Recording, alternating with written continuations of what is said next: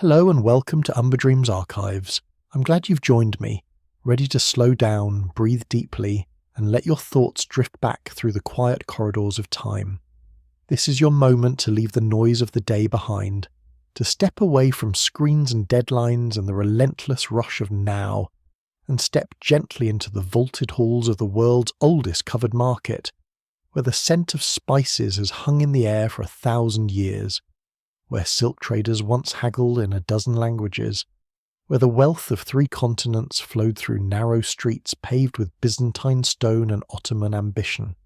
Here, in this space between past and present, we wander together through a marketplace that has outlived empires, survived earthquakes and fires, witnessed the fall of Constantinople and the rise of Istanbul, yet continues to hum with the same ancient rhythm of commerce and conversation that animated it when Mehmed the Conqueror first walked its shadowed corridors in 1453.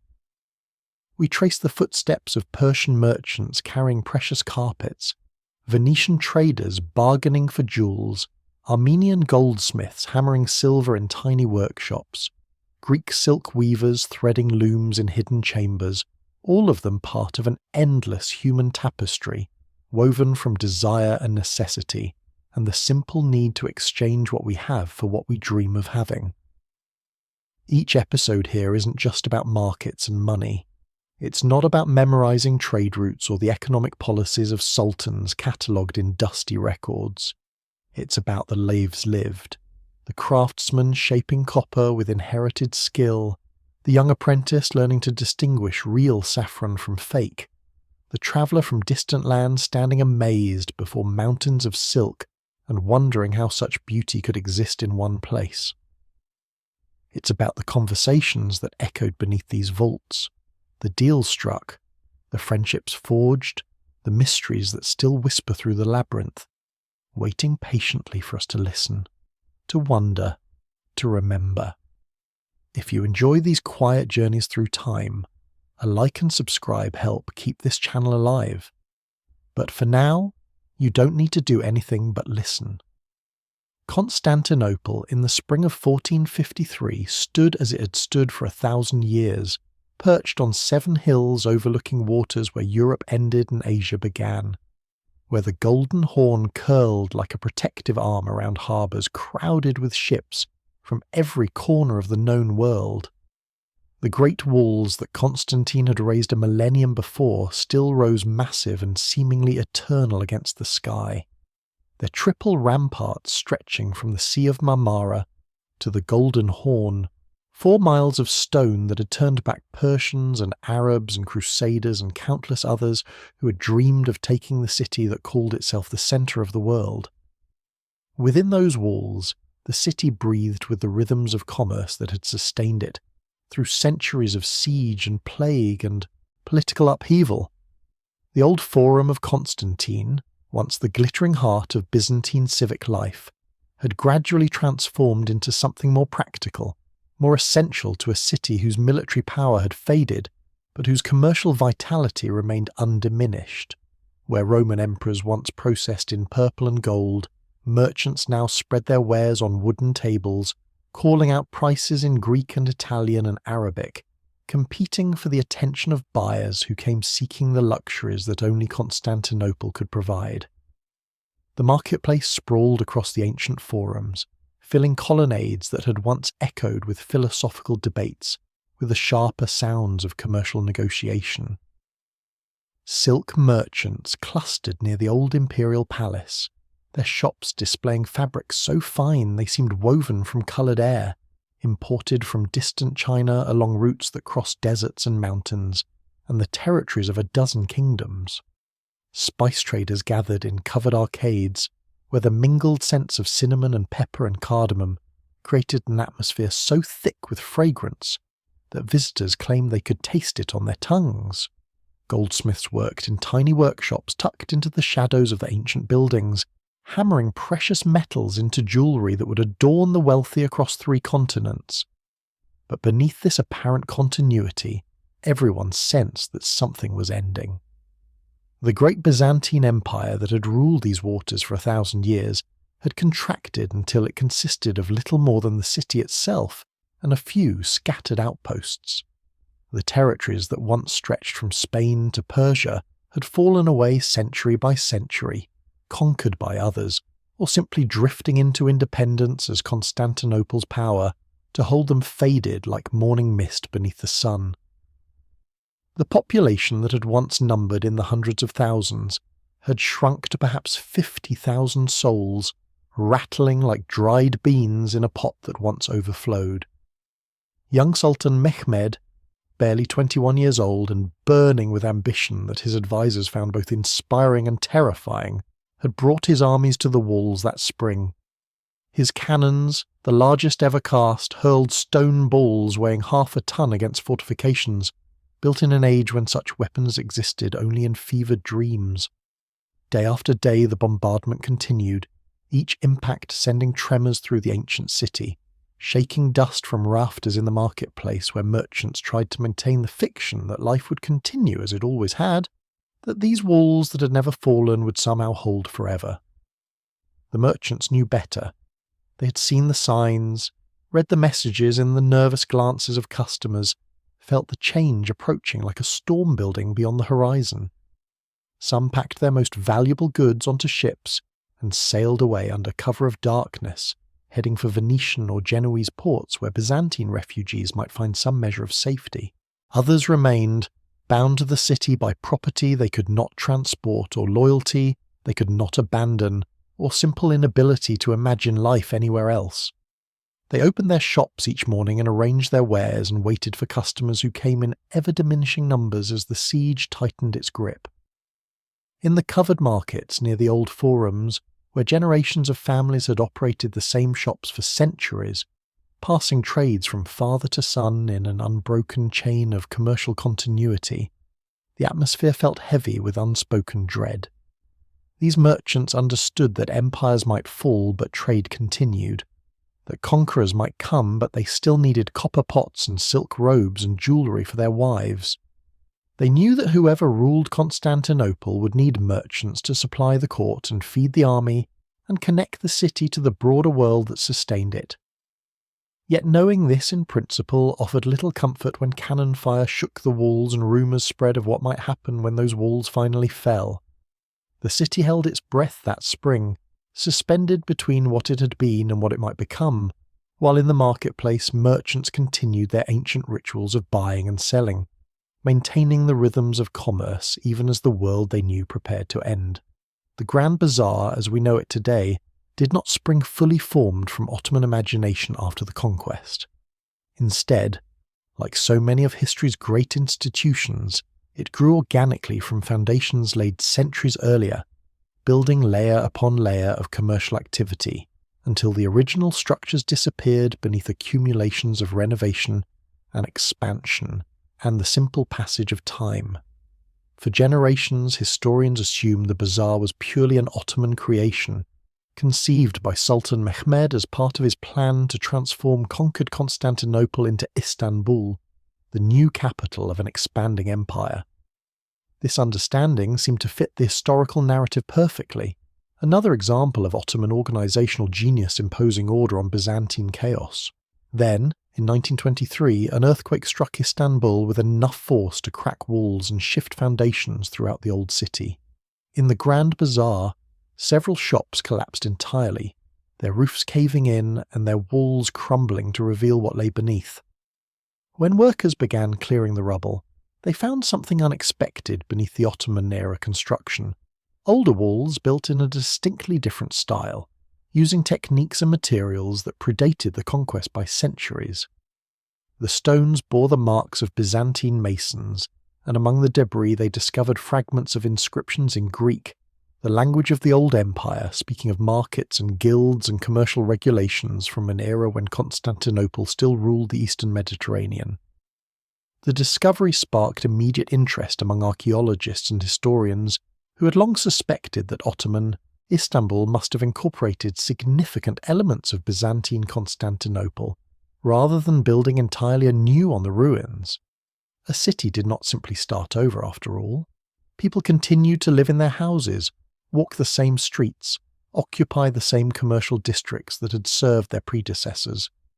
Yet the extent to which Ottoman institutions had Byzantine roots remained largely unexplored, buried beneath centuries of renovation and the natural tendency of each generation to imagine it had invented everything important.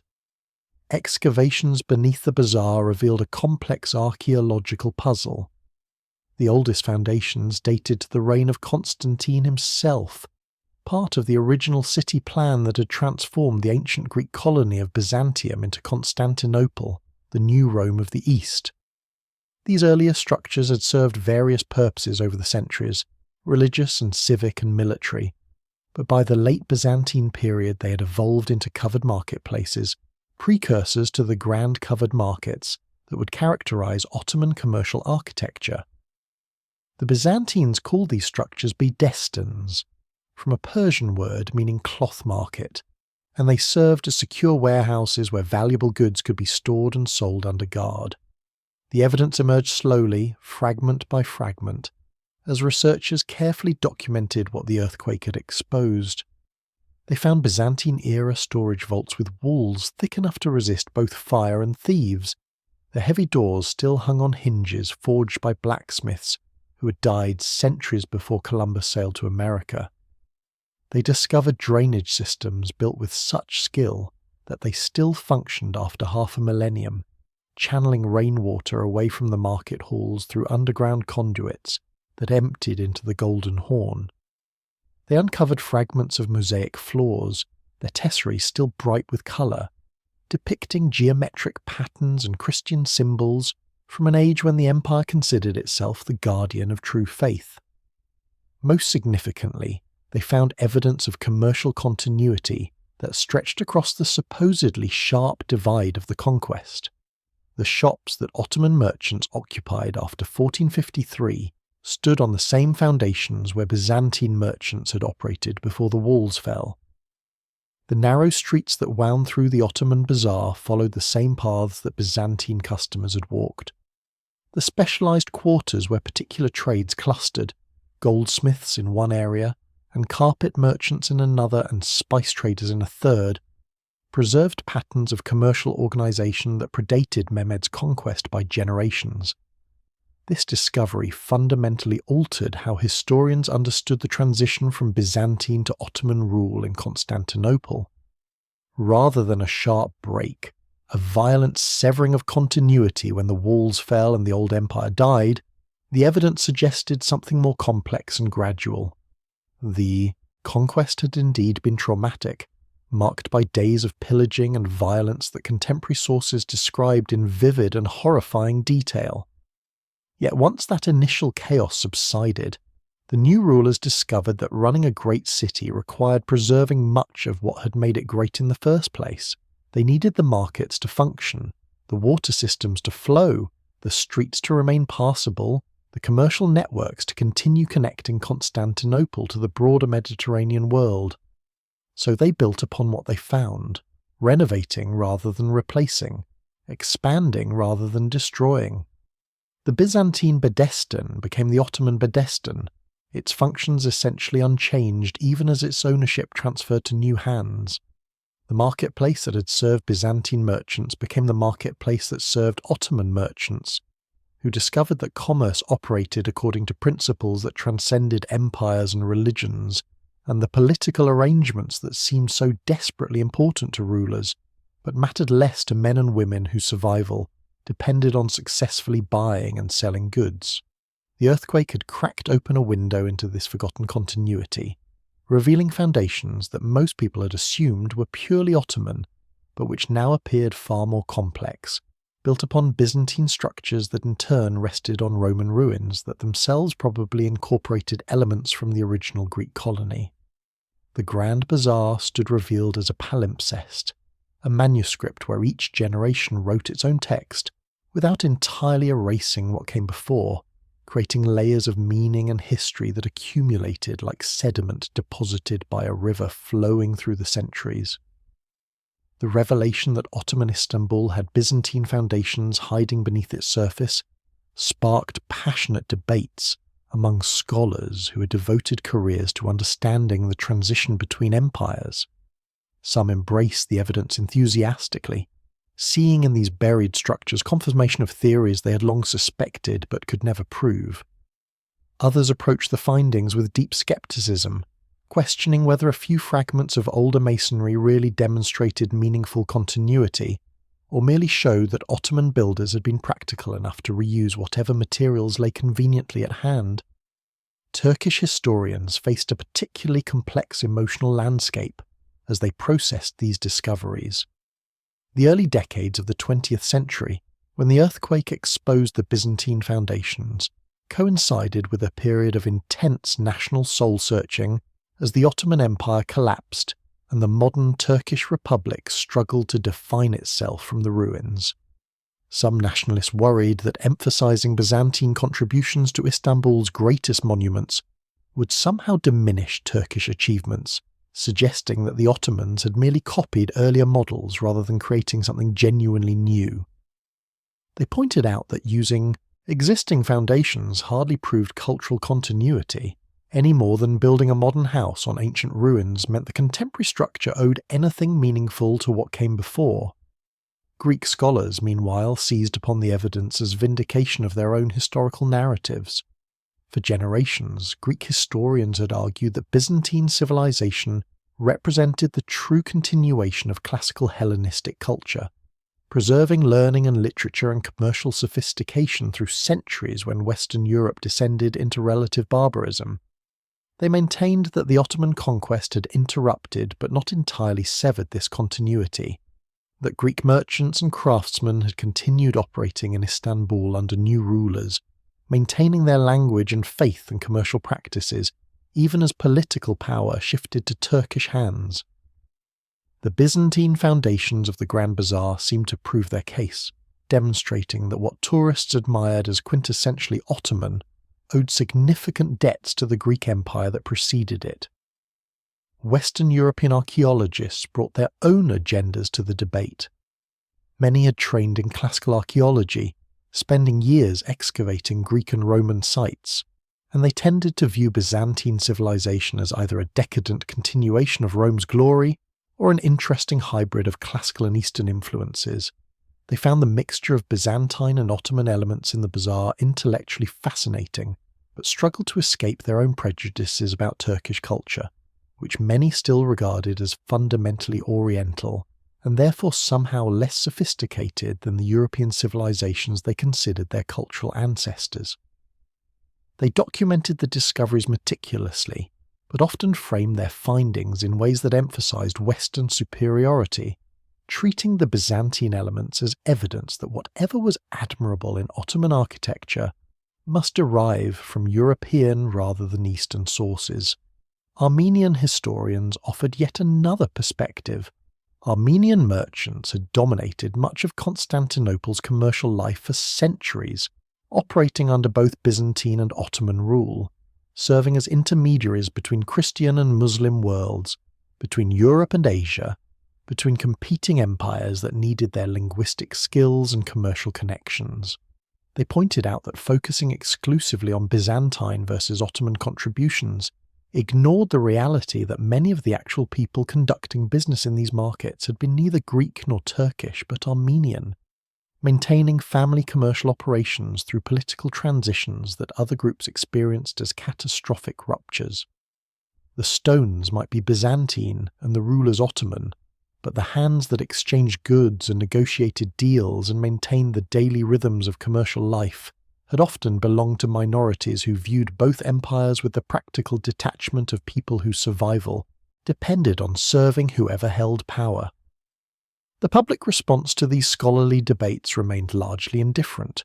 Most people who visited the Grand Bazaar, whether Istanbul residents or foreign tourists, cared little whether its foundations were Byzantine or Ottoman or some complicated mixture of both. They came to buy carpets and jewellery and spices, to wander through labyrinthine corridors that seemed designed to confuse and enchant in equal measure, to experience the sensory overload of thousands of shops crowded together in a space that felt simultaneously ancient and alive. The historical provenance of the walls mattered less than the experience of walking through them, feeling transported to some indefinable past that seemed to exist outside normal time. Yet for those who cared about such things, the questions raised by the Byzantine foundations touched on deeper issues about cultural identity and historical continuity. How much of any civilization survives its own political death? When empires fall and new rulers take power, do they create genuinely new institutions or merely rebrand existing ones? Can architecture and urban planning and commercial organisation carry cultural meaning across generations and political transitions? Or do they remain essentially neutral technologies that any society can adopt regardless of deeper values? The scholars argue these questions in academic journals and conference presentations, marshalling evidence from architectural analysis and archaeological excavation, and written records that often contradicted each other or proved frustratingly ambiguous. Some pointed to specific design elements in the bazaar's older sections that clearly derive from Byzantine precedents, the use of certain vault shapes and support systems that Ottoman architects employed elsewhere, in ways that demonstrated they understood and valued these inherited techniques.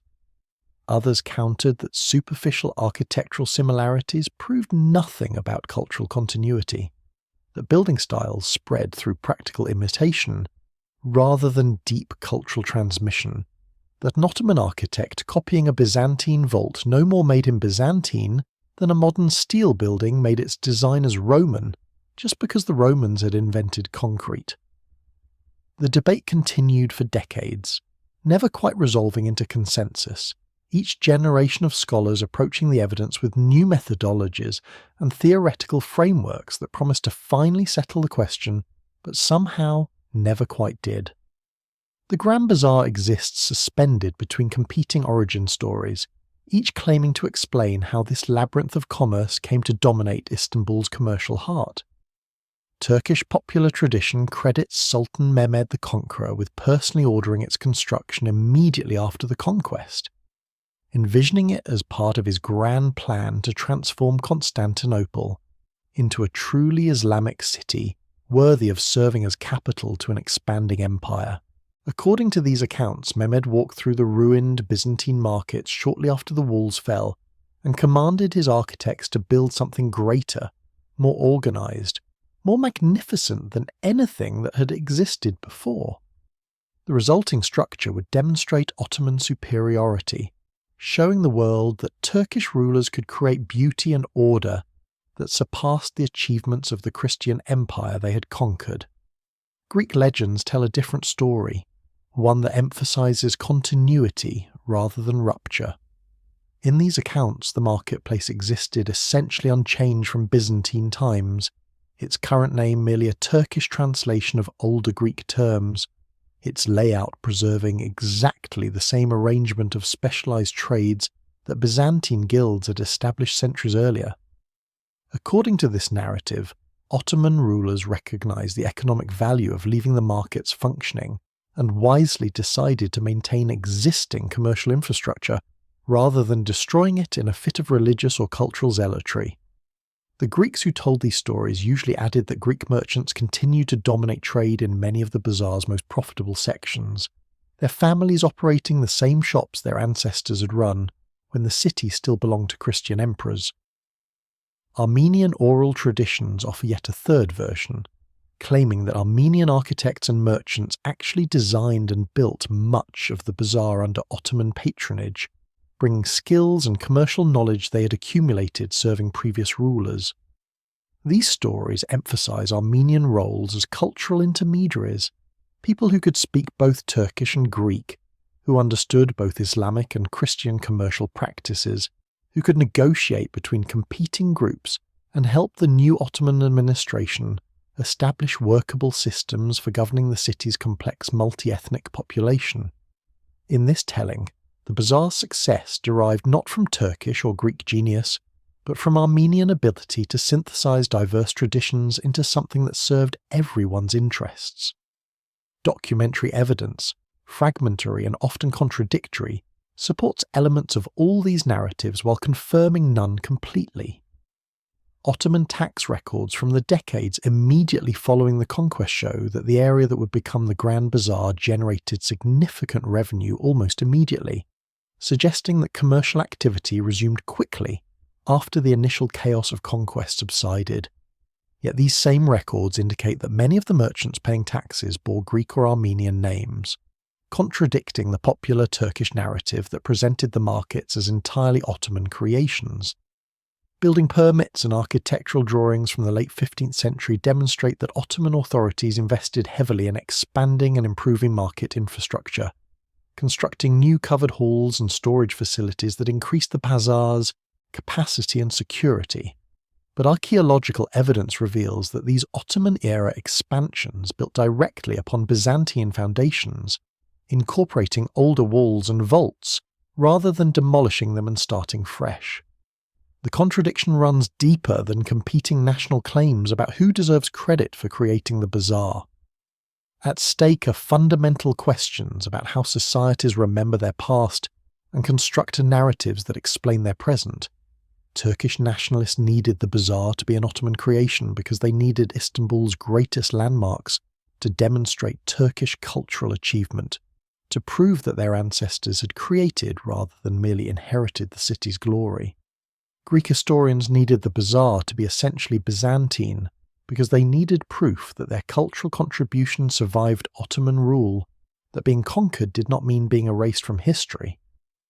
Armenians needed recognition of their intermediary role because centuries of serving other people's empires had left them without territorial claims of their own, only contributions to others' achievements that might easily be forgotten unless constantly reasserted. Reality, as archaeological evidence slowly revealed, proved messier and more complex than any of these nationalist narratives could accommodate.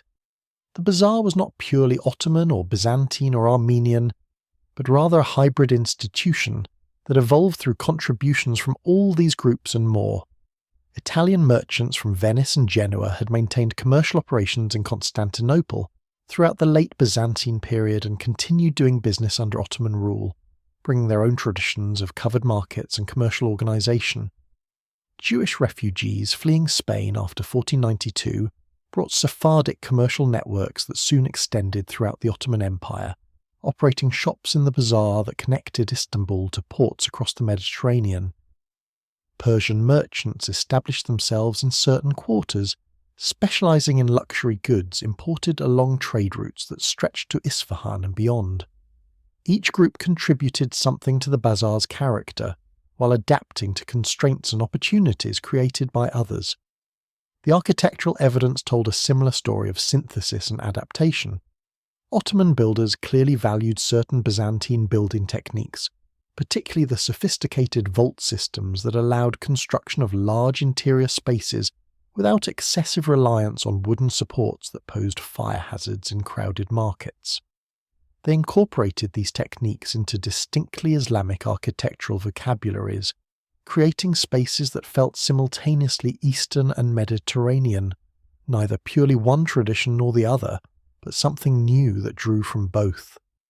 The resulting structures confused scholars trained to categorize buildings into neat stylistic boxes, resisting classification as either Byzantine or Ottoman because they were fundamentally both and neither.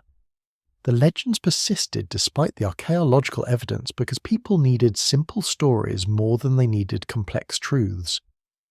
Telling visitors that the Grand Bazaar represented 1,000 years of commercial continuity building upon Byzantine foundations and incorporating Armenian craftsmanship and Italian commercial practices and Persian luxury trade under Ottoman political authority satisfied historians but made for terrible tourist copy. Much easier to say it was built by Mehmed the Conqueror or preserved from Byzantine times, giving people a clean narrative they could remember and repeat without getting lost in qualifications and exceptions and the messy reality of how human institutions actually develop over centuries. The scholarly literature on the Grand Bazaar's origins accumulated into a small mountain of competing interpretations, each backed by carefully selected evidence that somehow never quite disproved rival theories. By the mid-20th century, researchers had divided into several distinct camps, their disagreements reflecting not merely different readings of historical evidence, but fundamentally different assumptions about how to interpret cultural change and institutional continuity across the ruptures created by conquest and political transformation. The continuity theorists, led primarily by Greek and Byzantine specialists, argued that the Bazaar represented an essentially unbroken tradition of urban commerce stretching back to Constantine's founding of the city in the 4th century. They pointed to the persistence of specialized trade quarters, where particular crafts clustered together in patterns that archaeological evidence suggested had remained remarkably stable for centuries. Goldsmiths had worked in the same area since Byzantine times, they noted, and coppersmiths continued occupying workshops that their predecessors had operated under Christian emperors. This spatial continuity, they argued, demonstrated deeper cultural continuity, proving that Ottoman Istanbul had inherited and preserved rather than destroyed and replaced Byzantine commercial institutions. The rupture theorists, many of them Turkish historians, eager to emphasize Ottoman achievements, countered that surface similarities obscured fundamental differences in how markets operated under Byzantine versus Ottoman rule. Byzantine commerce, they maintained, had been relatively chaotic and unregulated, with merchants operating according to ancient guild traditions that made sense to insiders but appeared arbitrary and inefficient to outsiders. Ottoman administrators, by contrast, had imposed rational order on this inherited chaos, creating systematic regulations for market operation, establishing clear hierarchies of authority, constructing permanent buildings that replaced the temporary wooden structures that had dominated Byzantine markets. The Bazaar's current form in this interpretation represented an Ottoman achievement built upon Byzantine ruins but bearing no meaningful debt to what came before. A third school of thought, often associated with economic historians, focused less on cultural questions and more on material considerations. They argued that both continuity and rupture theorists overstated the importance of political transitions, that markets operated according to economic logics that remained essentially constant regardless of who ruled the city. Merchants needed secure places to store valuable goods. Customers needed reliable locations to find desired products. Rulers needed tax revenue that markets generated. These basic requirements created powerful incentives for continuity that transcended cultural preferences or nationalist ideologies. In this view, the Bazaar persisted not because Ottomans valued Byzantine heritage, or because Greeks maintained secret continuity, but because economic necessity dictated that cities needed functioning markets, regardless of religious or ethnic identities of rulers and merchants. European scholars tended to frame the debate in terms of civilization and barbarism, categories they rarely defined precisely, but which clearly reflected assumptions about Western superiority. Some portrayed the Ottoman conquest as a catastrophic setback that destroyed Byzantine civilization's last remnant, reducing Constantinople's cultured commercial life to the allegedly more primitive practices of Eastern despotism. They read every difference between Byzantine and Ottoman market practices as evidence of decline, every similarity as proof that whatever was admirable in Ottoman culture must derive from borrowed Byzantine or European elements. Other European historians, particularly those sympathetic to Islam or suspicious of Greek nationalist claims, argued the opposite, presenting Ottoman administration as progressive and modernizing compared to the supposedly decadent and corrupt late Byzantine state. Both interpretations revealed more about European attitudes toward Islam and Turkey than about actual conditions in 15th and 16th century markets. The archaeological evidence that might have resolved these debates proved frustratingly ambiguous. The earthquake had revealed Byzantine foundations beneath Ottoman structures, but interpreting what this meant required making assumptions about the relationship between physical buildings and cultural practices.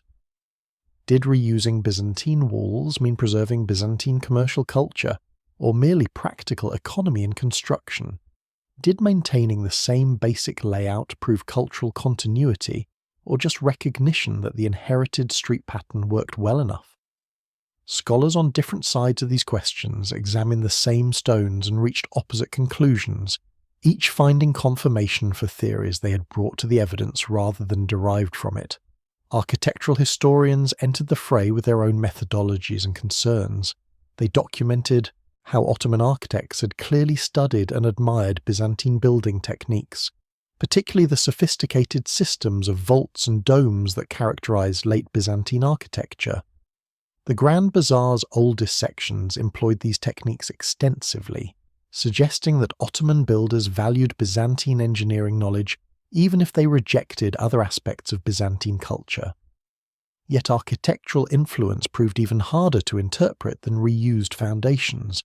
Every civilization learned from predecessors and neighbours, borrowing techniques and styles that served practical purposes while adapting them to new aesthetic and cultural contexts. Determining where borrowing ended and genuine innovation began, where influence shaded into continuity, and when adaptation became something essentially new, required judgments that different scholars made in radically different ways. By the late 20th century, most historians had retreated from the more extreme positions staked out by earlier generations. Few still argued for complete rupture, acknowledging that some Byzantine elements clearly persisted into the Ottoman period. Equally, few insisted on total continuity, recognizing that the Conquest had indeed transformed many aspects of urban life, including commerce. The emerging consensus suggested that the Bazaar, like most historical institutions, represented a complex mixture of continuity and change, preservation and innovation, inheritance and creation. Yet this moderate position, while probably closer to historical reality than more extreme views, satisfied almost no one, lacking the dramatic clarity that made for compelling narratives or useful nationalist myths. The serious archaeological investigation of the Grand Bazaar began in earnest during the 1960s, when Turkish authorities recognized that the structure faced significant structural problems requiring extensive renovation. Centuries of earthquakes, fires, and simple wear had left many sections in precarious condition, with walls leaning, roofs sagging, and foundations settling unevenly under the weight of accumulated additions and repairs. The government allocated funds for a comprehensive restoration project that would not merely patch visible damage, but investigate the building's fundamental structure, understanding how it had been constructed before attempting to preserve it for future generations. This restoration work created unprecedented opportunities for archaeological research. As workers removed later additions and exposed original walls, archaeologists documented what they found with systematic care impossible during earlier earthquake-driven excavations. They photographed every stage of the work, measured precisely how different sections related to each other, collected samples of mortar and building materials for analysis, and slowly assembled a detailed picture of how the Bazaar had evolved through successive phases of construction and renovation, spanning 5 centuries. The investigation revealed that the oldest surviving structures dated to the 1460s, the decade immediately following Mehmed's conquest. These earliest Ottoman-era buildings incorporated significant amounts of reused Byzantine material, not merely foundations, but actual cut stones taken from demolished churches and public buildings, their surfaces still showing the tool marks of masons who had died before Columbus sailed to America. The Ottomans had not simply built atop Byzantine ruins, but had actively quarried those ruins for construction materials, in the process creating a kind of architectural palimpsest, where Christian symbols and Islamic decorations appeared side by side in the same walls. Most significantly, the excavations uncovered the remains of the Byzantine Bedesten that had preceded the Ottoman market. This earlier structure, built in the late Byzantine period, had served as a secure warehouse and marketplace for valuable textiles, particularly silk. Its thick walls and heavy vaulted ceilings, designed to resist both fire and theft, had made it valuable enough that the Ottomans preserved and incorporated it into their own commercial complex rather than demolishing it. The Byzantine Bedesten became the heart of the Ottoman Bedesten, its basic form maintained even as new sections expanded outward in all directions. The investigators found evidence of construction phases that corresponded to historical records of market expansions. In 1465, Sultan Mehmed had ordered construction of the Kor Bedesten, the fortified heart of the market where the most valuable goods were stored and sold. Subsequent sultans added new covered halls as the volume of trade increased, expanding the market in organic fashion without following any master plan visible in the final result. By the mid-16th century, during the reign of Suleiman the Magnificent, when Ottoman power reached its greatest extent, the bazaar had grown to encompass over 60 streets and thousands of shops, transforming from a single building into an entire district of covered markets and commercial streets. The architectural evidence revealed sophisticated engineering that demonstrated Ottoman builders' mastery of covered market construction. The roof systems employed carefully calculated combinations of vaults and domes that distributed weight efficiently, while allowing smoke from shops' heating fires to escape through ventilation openings. The drainage system, some inherited from Byzantine predecessors, but many constructed entirely new, channeled rainwater away from foundations with engineering skill that kept interior spaces dry even during Istanbul's torrential winter storms. The security systems included massive doors that could seal off entire sections of the market at night, protected by guards whose positions and responsibilities were specified in Ottoman administrative documents that survived in palace archives. Material analysis provided additional insights into construction chronology. Mortar samples revealed that different sections employed different binding formulas, with earlier sections using Byzantine-style lime mortar, while later additions incorporated techniques learned from Italian architects working in Istanbul during the 16th century. The bricks varied in size and composition, with older sections using Byzantine proportion bricks and later additions shifting to distinctly Ottoman dimensions. Even the iron reinforcements showed evolution, with earlier sections employing simple bars and later structures using more sophisticated systems of tie rods and anchors that demonstrated advancing metallurgical knowledge. The investigation also uncovered evidence of the bazaar's role in Istanbul's broader urban fabric. Excavations revealed that underground tunnels connected the market to nearby buildings, allowing merchants to move valuable goods between warehouses and shops without exposing them to theft or weather. These tunnels followed Byzantine-era routes, suggesting that the Ottoman commercial district had grown along paths established long before the conquest. Water systems that supplied fountains in the market's courtyards traced back to Byzantine-era aqueducts, demonstrating the practical necessity of preserving inherited infrastructure even when rulers might have preferred to create something entirely new. Perhaps most revealing were the merchants' marks found carved into walls and support columns throughout the market. These symbols, used to identify ownership of particular shops and storage spaces, showed remarkable continuity across the Byzantine-Ottoman transition. Some marks that appeared in Ottoman-era sections matched symbols documented in late Byzantine commercial records, suggesting that certain merchant families had maintained control of their commercial spaces through the conquest. Other marks combined elements from different traditions, Greek letters merged with Arabic calligraphy, visual evidence of the cultural synthesis that characterized Istanbul's commercial life. The archaeologists documented everything they found with meticulous care, creating detailed reports that filled dozens of volumes. Yet even this systematic investigation could not resolve all the questions that had generated decades of scholarly debate. The evidence supported elements of multiple theories while confirming none completely, demonstrating that reality resisted the neat categorizations that scholars preferred. Among the most tantalizing discoveries made during the archaeological investigations were fragments of written records that survived centuries of fire, flood, and routine renovation. These documents, most found by accident when workers removed false ceilings or dismantled later additions that had concealed older structures, provided glimpses into the daily operations of the market across different eras and under different rulers. Unlike the stones, that could be dated but not read. These written fragments spoke in voices that had been silent for centuries, merchants and guild officials and tax collectors describing their world in language vivid with the particular concerns of people whose livelihoods depended on successful commerce.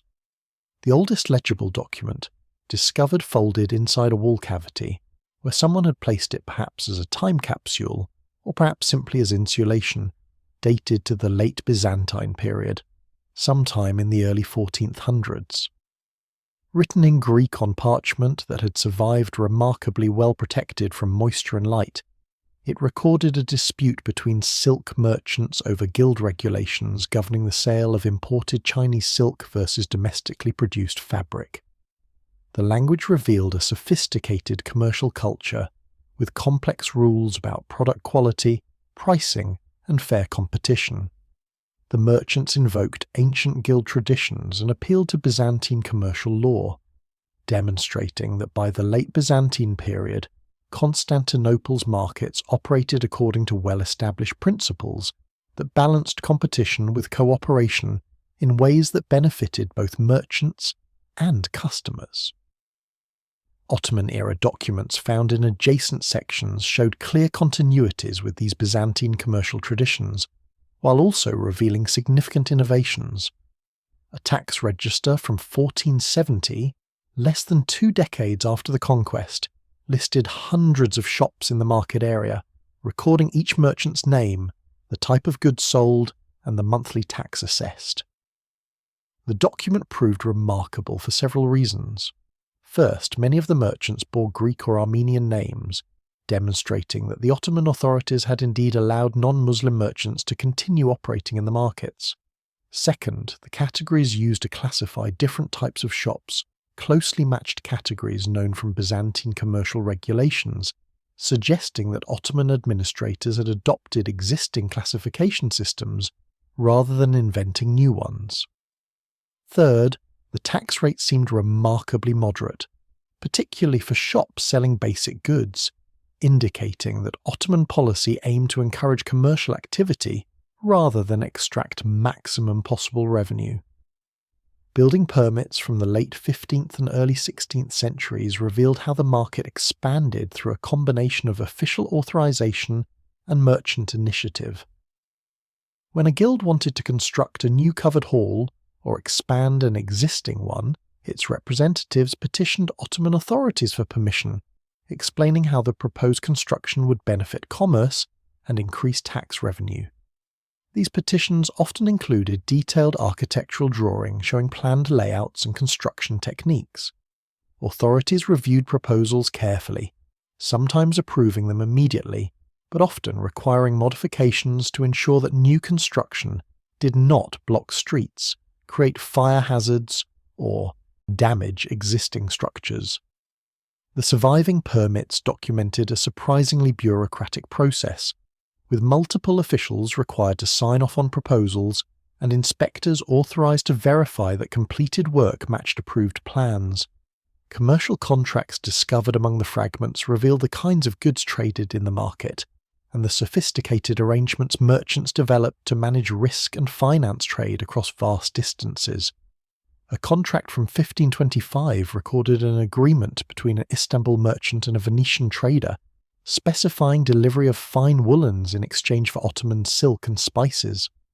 The contract included detailed provisions governing what would happen if ships sank, if wars interrupted trade routes, if either party died before completing the transaction. Reading it, one sensed the uncertainties that characterized early modern commerce, the myriad ways that deals could go wrong when goods traveled for months between cities separated by hostile territories and unpredictable seas. Guild regulations found preserved in various locations painted a picture of tightly controlled commercial life, where individual merchants operated within strict frameworks established by collective organizations.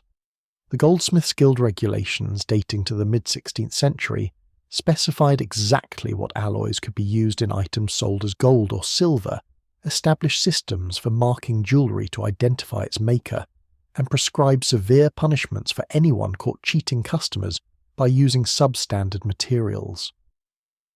The Spice Merchants Guild regulations address different concerns, focusing on preventing spoilage and adulteration, requiring that shops maintain minimum stocks of common spices, and establishing cooperative arrangements for purchasing bulk shipments, arriving by caravan from distant sources.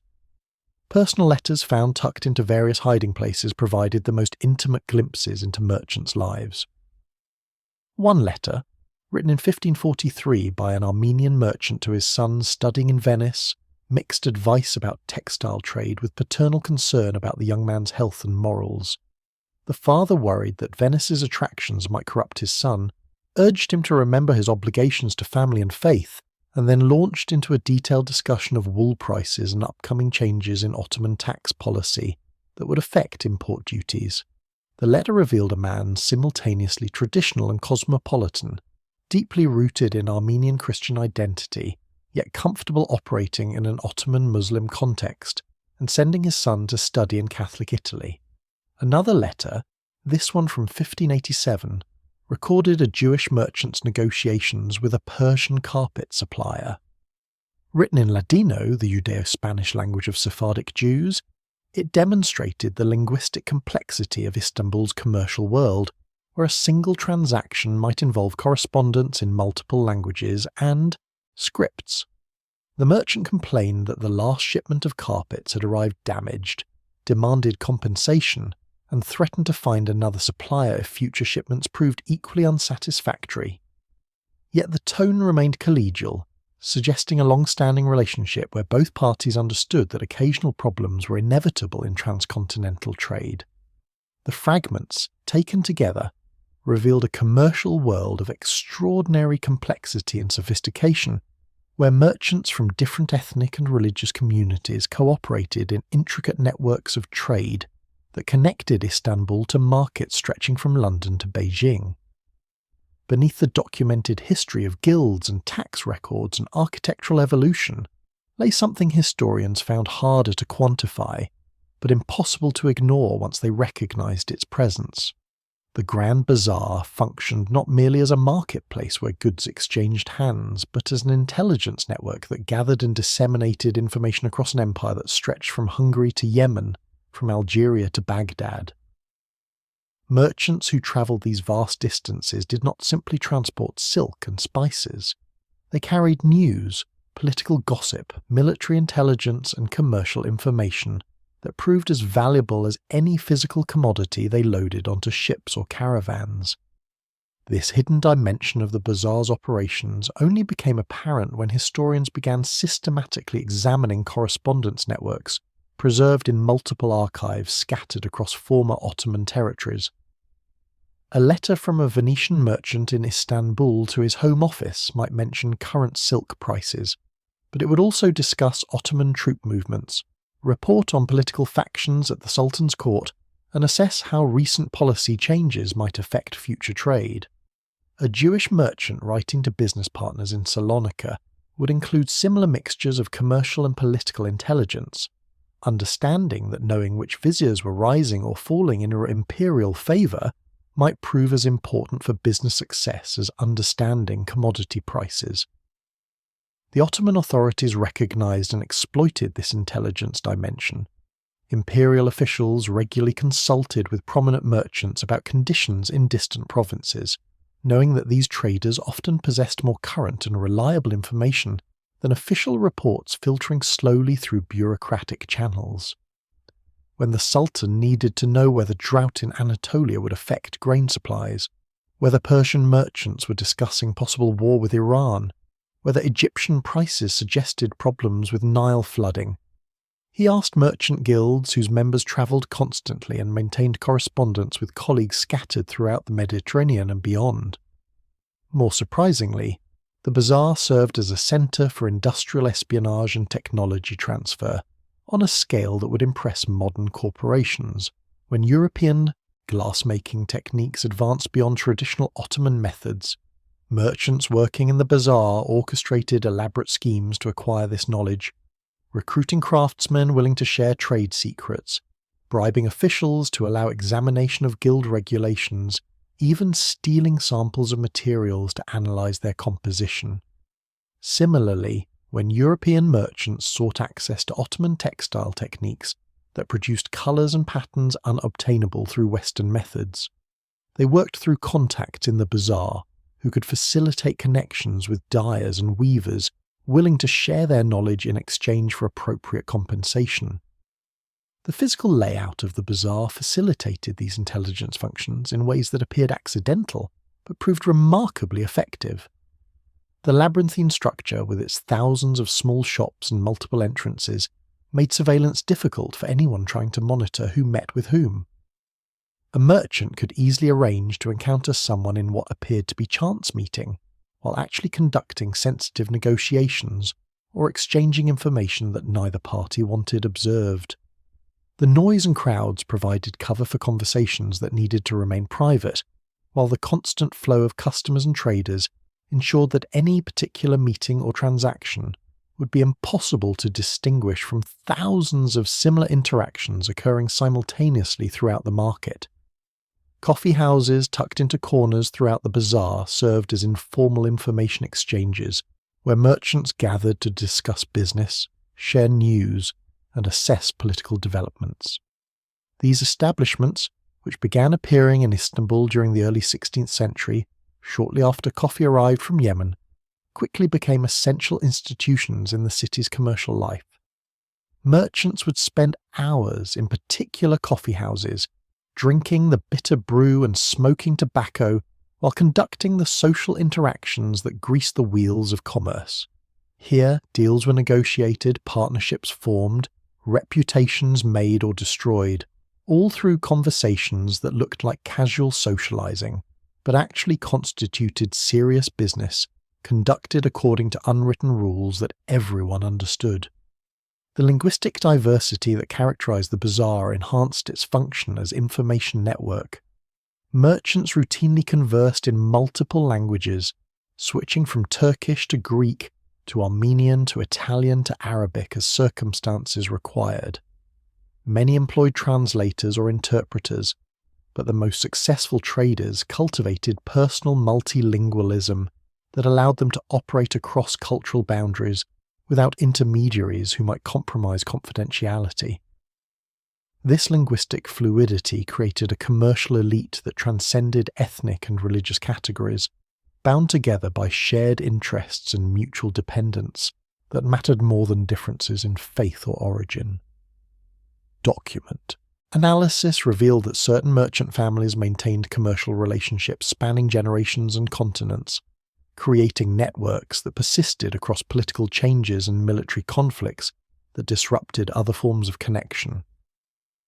When wars closed land routes, these networks shifted to sea trade.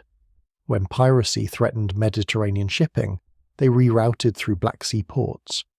When Ottoman authorities restricted certain types of trade, they found legal alternatives or, when necessary, developed smuggling operations that moved goods despite official prohibitions. The resilience of these networks demonstrated that commerce created bonds more durable than political allegiances, that merchants whose prosperity depended on successful trade would find ways to continue operating regardless of obstacles placed in their paths. The Grand Bazaar stood at the centre of these networks, the hub where information and goods converged from across 3 continents. Understanding the Bazaar merely as a market, historians realised, missed its deeper significance as an institution that connected the Ottoman Empire to the broader world in ways that went far beyond simple commerce. The fire that swept through the Grand Bazaar in 1660 proved to be one of those catastrophic events that destroys in hours what took centuries to build, yet paradoxically creates opportunities that transform disasters into turning points. It began in the late afternoon of a summer day, when winds from the north drove hot air through the covered halls, making the shop's interior temperatures nearly unbearable. A coppersmith's apprentice, working to complete an order before the evening call to prayer, left his forge fire burning while he stepped away briefly. In those few moments, sparks jumped from the forge to wooden shelves stacked with cloth intended for another shop, and before anyone could react, flames raced across fabric and up walls and into the wooden supports that held up centuries-old roofs. The fire spread with terrifying speed through sections of the bazaar, where tightly packed shops created continuous fuel for flames that leaped from building to building faster than people could flee. Merchants frantically tried to save their most valuable goods, grabbing armfuls of silk or jewellery before smoke drove them back, while customers caught in the wrong place at the wrong moment found themselves trapped in narrow corridors that filled with choking smoke and heat that made breathing nearly impossible. By the time night fell, more than half the bazaar lay in ruins, its vaulted roofs collapsed into piles of rubble, its walls cracked by heat, centuries of accumulated commercial infrastructure reduced to ash and broken stone. The immediate aftermath brought chaos as merchants who had lost everything tried to salvage what little remained, while guild officials attempted to maintain order and prevent looting. Many merchants faced complete ruin, their entire stock destroyed, and no insurance system existing to cushion such losses. Families that had operated shops for generations suddenly found themselves with nothing. All their accumulated wealth vanished in an afternoon. Some gave up entirely, abandoning commerce to find other ways to survive. Others, more determined or more desperate, began planning immediately how to rebuild, borrowing from relatives or guild treasuries or anyone willing to extend credit to merchants who now owned nothing but debts. The Ottoman authorities faced difficult decisions about how to respond. Simply rebuilding what existed before would recreate the same vulnerabilities that had allowed the fire to spread so catastrophically. The old bazaar had grown organically over centuries, with merchants adding rooms and expanding shops without much coordination or concern for fire safety. Wooden construction had been common because it was cheap and quick, even though everyone knew wood burned. Shops had been packed together so tightly that fire in one would almost certainly spread to neighbours. The system had worked well enough for generations, until suddenly it catastrophically failed. Sultan Mehmed IV's administration decided to use reconstruction as opportunity for modernisation. They brought in architects to design a new layout that would preserve the bazaar's basic character, while incorporating safeguards against future disasters. The new plan called for wider streets that would serve as fire breaks, requirements that major structures use stone rather than wood, regulations mandating minimum distances between buildings to prevent flames from jumping across gaps. Guild regulations were revised to prohibit the most dangerous practices, require better maintenance of heating systems, and establish protocols for fire response including designated water supplies and organised brigades who would fight fires rather than merely fleeing from them. The reconstruction took decades and transformed the bazaar in ways that went beyond physical structures. New guilds emerged as crafts that had been marginal before the fire saw opportunities to claim space in the rebuilt market. The balance of power among different merchant communities shifted as those with more capital to invest in reconstruction gained advantages over competitors who lacked resources to rebuild quickly. The physical layout changed significantly, with a new plan creating more spacious and light-filled halls compared to the cramped dark corridors that had characterized earlier sections. The resulting structure preserved continuity with the past, while embodying distinctly 17th century approaches to urban planning and commercial organization. Merchants who survived the fire and managed to rebuild often emerged stronger than before. They had learned painful lessons about diversification, about not keeping all assets in one location, about maintaining relationships with financial backers who could provide emergency support. The generation that rebuilt the bazaar proved more commercially sophisticated than their predecessors, more willing to adopt new practices, more connected to international trading networks that could provide alternative sources of goods if local suppliers failed. The disaster had pruned away weaker operators while giving survivors experience that made them more resilient and adaptable. The 1760 fire would not be the last disaster to strike the bazaar. Earthquakes, smaller fires, and economic crises would challenge it repeatedly over subsequent centuries. But each disaster somehow strengthened rather than destroyed the institution. forcing adaptations that allowed it to survive into eras that would see the Ottoman Empire collapse, Istanbul transform into a modern metropolis, and the commercial world change in ways that would have seemed like impossible magic to the merchants who rebuilt after 1660. The reconstruction following the 1660 fire marked the beginning of the Grand Bazaar's transformation from primarily local marketplace serving Istanbul's population to truly international commercial centre that attracted traders from across the known world. This shift occurred partly by design, as Ottoman authorities deliberately encouraged foreign merchants to establish permanent operations in the rebuilt market, and partly by accident, as the fire's destruction of existing commercial relationships created opportunities for newcomers to establish themselves in ways that would have been difficult when established families controlled the most desirable locations. Armenian merchants who had maintained significant presence in the bazaar before the fire emerged from reconstruction with strengthened positions in several key trades. Their community had relatively greater access to capital than many other groups, thanks to extensive commercial networks connecting Istanbul to Armenian communities scattered throughout the Ottoman Empire and beyond. When reconstruction required immediate investment before waiting for insurance settlements or legal resolution of property disputes, Armenian merchants could draw on these networks to secure funding that allowed them to claim advantageous locations and expand operations into trades they had previously found difficult to enter. Greek merchants, historically dominant in certain luxury goods trades, found their position challenged by this Armenian expansion and by increasing competition from Western European traders who recognized opportunities in the rebuilt market.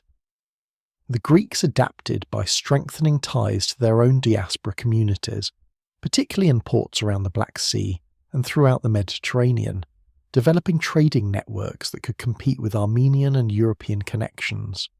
This competition raised commercial standards throughout the market, as different ethnic groups sought advantages through better service, higher quality goods, and more reliable delivery than rivals could offer.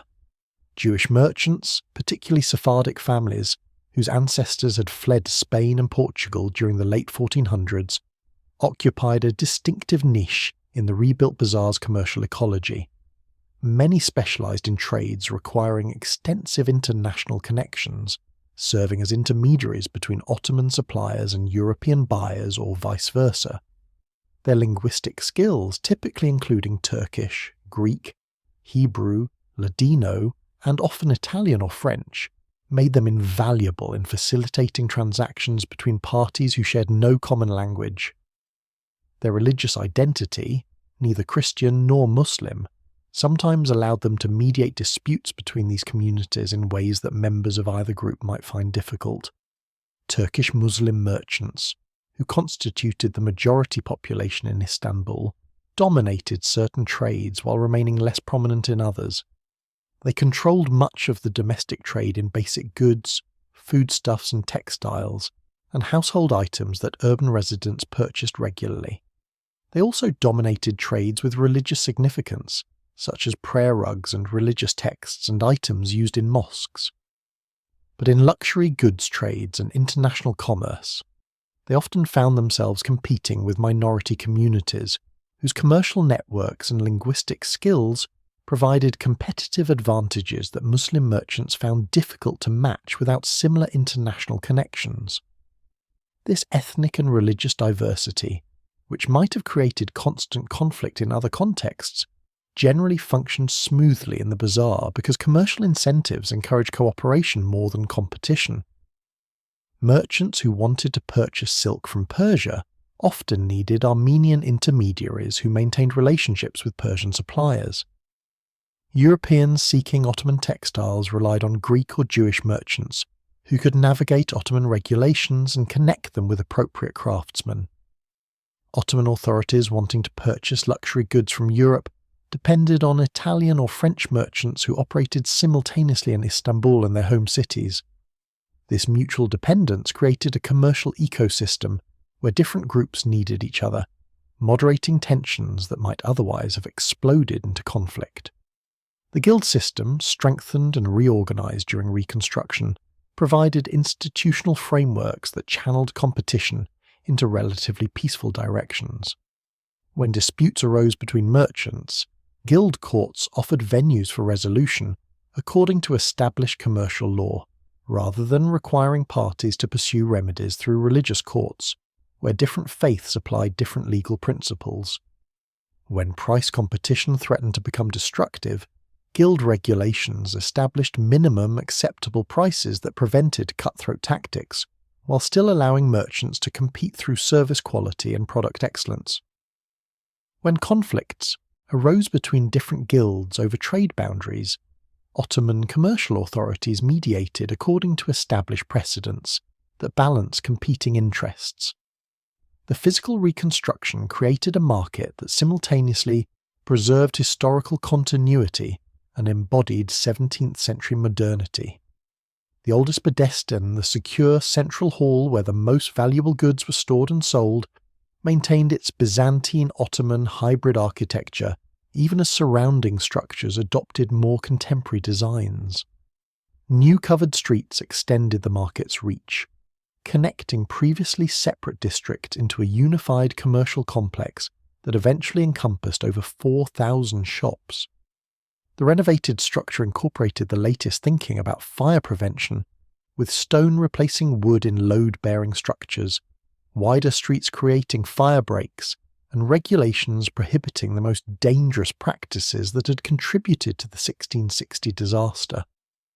Economic consequences of reconstruction extended beyond the market itself to affect Istanbul's broader commercial life. The years of rebuilding created employment for thousands of construction workers, stonemasons, carpenters, and craftsmen who might otherwise have struggled to find work. The influx of capital required to finance reconstruction stimulated the city's banking and credit systems, encouraging development of more sophisticated financial instruments that could channel funds from those who had money to those who needed it for productive investments. The restored bazaar's reputation for quality and reliability attracted merchants who might otherwise have conducted business in competing cities like Izmir or Aleppo, concentrating commercial activity in Istanbul in ways that benefited the entire urban economy. The Grand Bazaar's influence extended far beyond its physical boundaries in Istanbul, shaping commercial practices and architectural forms across the Ottoman Empire and influencing European approaches to market organization in ways that would echo through subsequent centuries. As the empire's premier marketplace, it established standards and patterns that merchants and urban planners throughout Ottoman territory studied and attempted to replicate, creating a distinctive Ottoman commercial culture that left permanent marks on cities from Budapest to Baghdad. Covered markets built in other Ottoman cities during the 16th and 17th centuries consciously imitated the Grand Bazaar's architectural forms and organizational principles. When authorities in Damascus or Aleppo or Cairo constructed new commercial districts, they sent architects to Istanbul to study the bazaar's layout, its system of vaulted roofs and organized streets, its separation of trades into specialized quarters where similar merchants clustered together.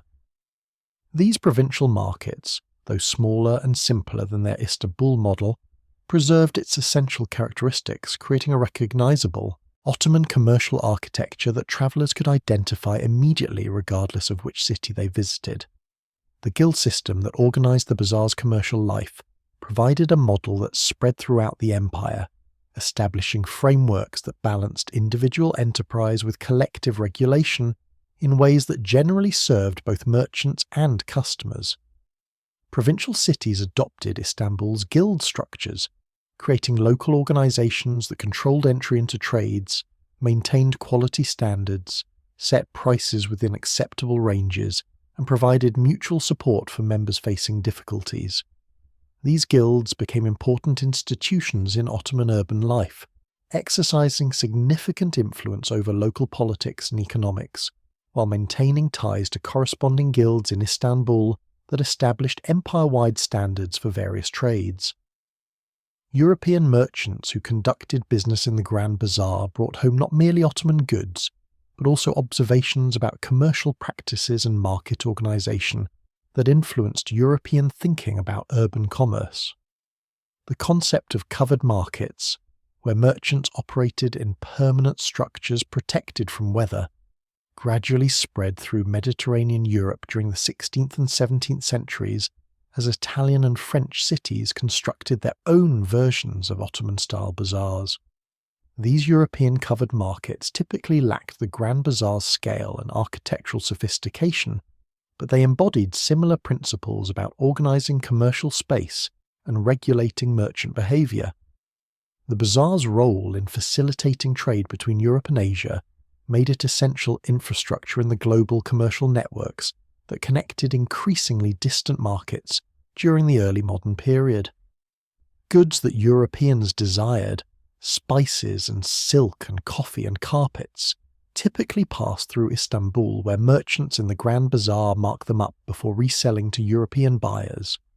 Products that Asian markets wanted from Europe, woolens and glassware and mechanical devices, similarly transited through Istanbul, where the bazaar's merchants handled the complex logistics of transcontinental commerce.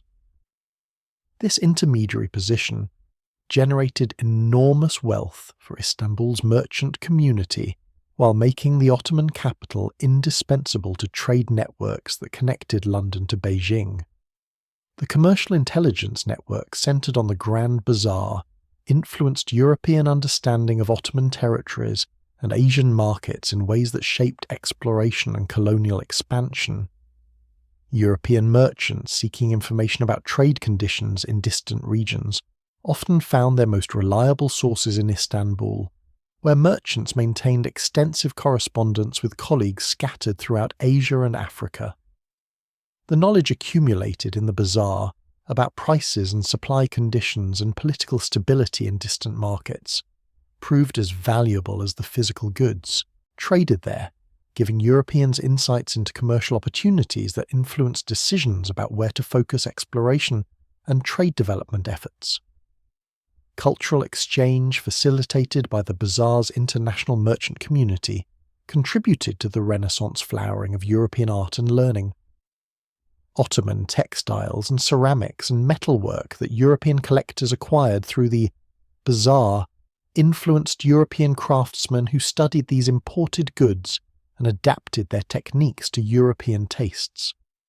The carpets that appeared in so many European paintings from the Renaissance period almost all passed through the Grand Bazaar, where European merchants purchased them for resale to wealthy collectors who prized Ottoman craftsmanship.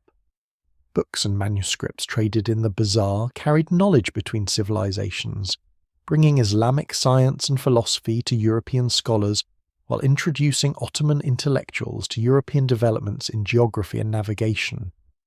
The architectural influence worked both directions, with Ottoman builders studying European commercial structures and adapting elements they admired, while European architects examined Ottoman markets and incorporated features they considered improvements over traditional European market designs. This mutual influence created hybrid architectural forms that blended Eastern and Western elements in ways that enriched both traditions. The covered arcades that became common in European cities during the 18th and 19th centuries owed significant debts to Ottoman bazaar architecture, while later Ottoman commercial buildings incorporated European architectural elements in ways that reflected this ongoing exchange. Economic historians studying the development of capitalism and market economies have recognized the Grand Bazaar as an important institution in the emergence of commercial practices that would characterize modern economic life. The sophisticated credit systems that bazaar merchants developed to finance long-distance trade, the insurance arrangements that distributed risks across multiple parties, the partnerships that pooled capital for ventures no individual could finance alone. All these practices anticipated forms that would later become standard in European and eventually global commerce. While European merchants certainly developed similar institutions independently, the Grand Bazaar provided a working model of complex market organization that influenced European thinking about how to structure commercial relationships and regulate market behavior. The bazaar's longevity, surviving for centuries while empires rose and fell around it, demonstrated that commercial institutions built on solid foundations of mutual benefit and efficient organization could outlast political structures that seemed more powerful but proved more fragile. Behind the statistics and architectural descriptions and economic analysis lived actual people whose daily experiences brought the Grand Bazaar to life in ways that abstract historical narratives could never capture.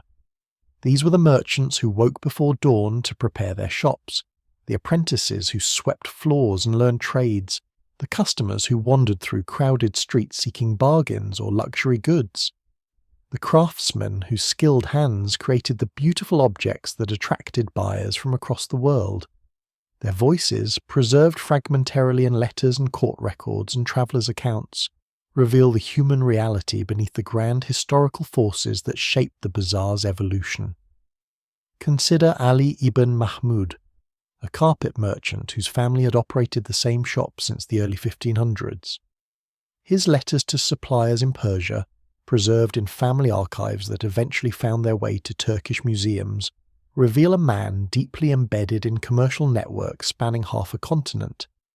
He wrote in Ottoman Turkish but peppered his correspondence with Persian phrases, demonstrating the linguistic hybridity common among merchants whose business required communicating across cultural boundaries.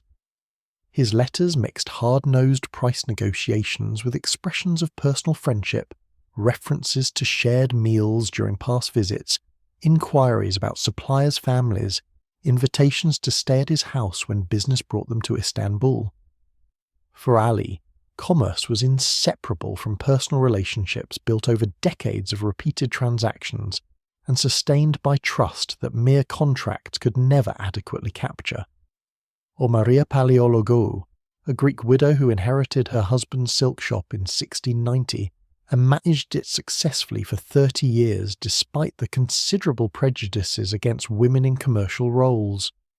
Court records document her repeated battles with guild officials who questioned whether a woman could properly operate a shop, her appeals to Ottoman authorities who generally ruled in her favour, her eventual acceptance as a legitimate merchant once she proved her competence through years of reliable service.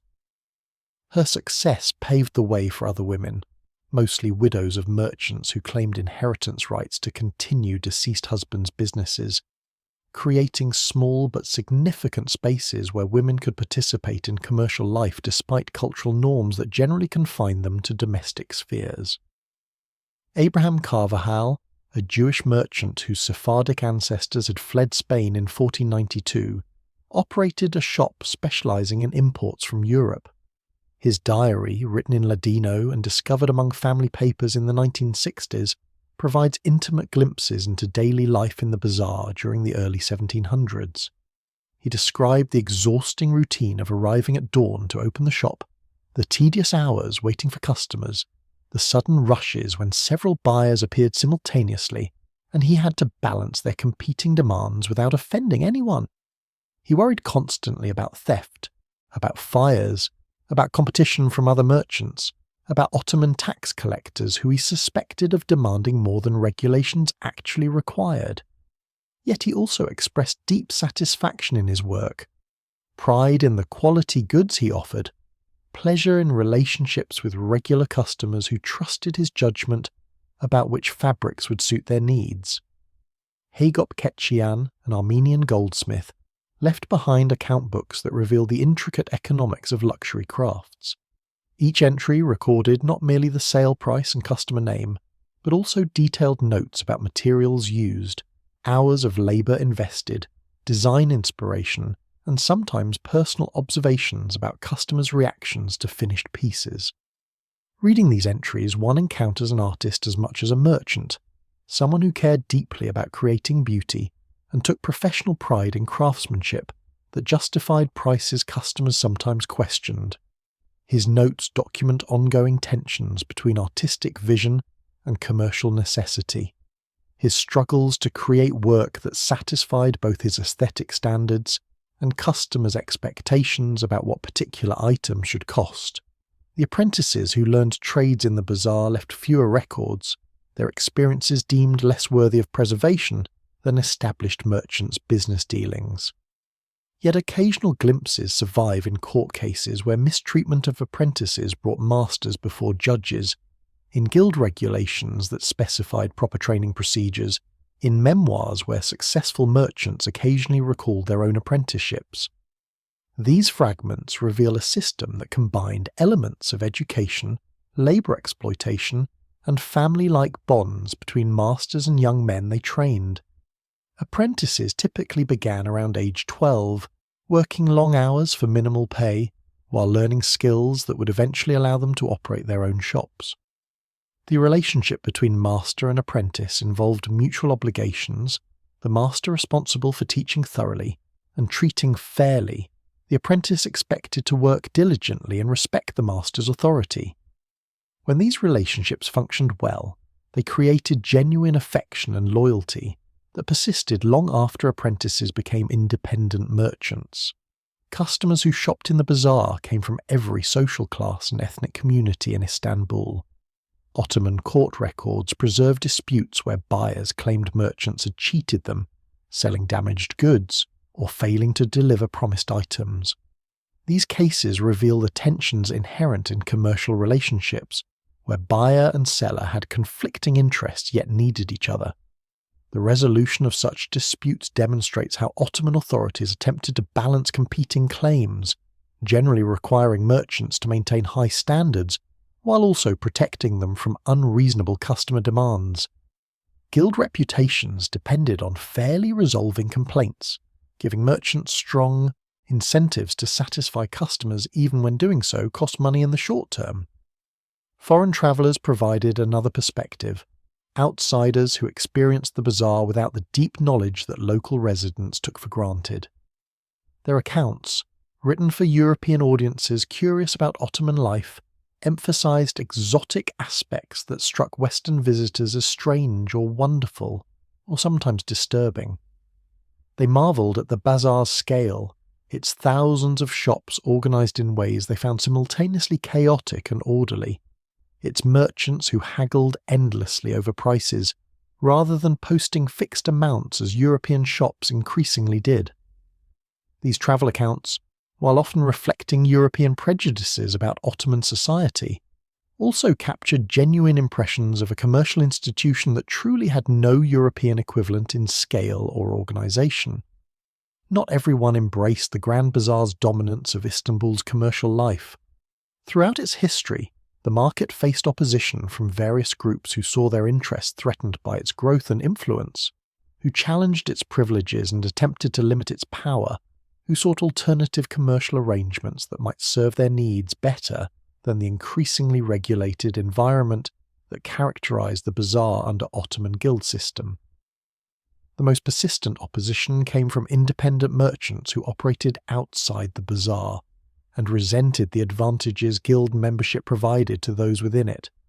Street vendors who sold goods from portable stalls or carried merchandise through city neighbourhoods competed directly with bazaar shops, but lacked access to guild protections and wholesale networks that gave established merchants significant cost advantages. These independent traders periodically petitioned Ottoman authorities for relief from regulations that seemed designed to favour guilds over individual enterprise, arguing that commercial freedom would benefit customers through lower prices and greater variety. Ottoman authorities faced difficult decisions when balancing competing claims. The guilds generated substantial tax revenue and maintained commercial order that benefited the state's interests, making officials reluctant to undermine their authority. Yet the independent merchants also paid taxes and served customers whom the bazaar's relatively expensive goods priced out of established shops. The solution typically involved compromise that satisfied neither side completely, allowing independent traders to operate but restricting them to specific goods or locations where they would not directly compete with guild shops, giving guilds monopolies in certain trades while opening others to freer competition. Religious conservatives occasionally attack the bazaar as a source of moral corruption, a place where commercial values trumped spiritual concerns and where pursuit of wealth distracted believers from religious obligations. Islamic scholars debated whether Charging interest on loans constituted usury forbidden by religious law, whether certain business practices crossed lines between legitimate profit and exploitative deception, whether merchants who grew wealthy through commerce fulfilled their religious obligations to support the poor and maintain mosques. These debates rarely resulted in actual restrictions on bazaar operations, but they created ongoing tensions between commercial and religious authorities that required careful negotiation. Female merchants faced particular opposition despite their small numbers and limited presence in most trades. Conservative opinion held that women's proper place was in the home, that commercial activity exposed them to moral dangers and threatened social order by mixing genders in ways that traditional norms condemned. Yet economic necessity periodically forced acceptance of female merchants, particularly widows with no other means of support. The resulting compromises typically involved restrictions that allowed women to conduct business while limiting their visibility, requiring that they employ male representatives for certain transactions or conduct business from enclosed spaces where customers could not see them directly. Competition between different ethnic communities sometimes erupted into conflict that threatened the bazaar's commercial operations. When Armenian merchants expanded into trades previously dominated by Greeks, or when Greek merchants attempted to break into areas controlled by Turkish guilds, tensions could escalate into disputes that paralyzed entire market sections.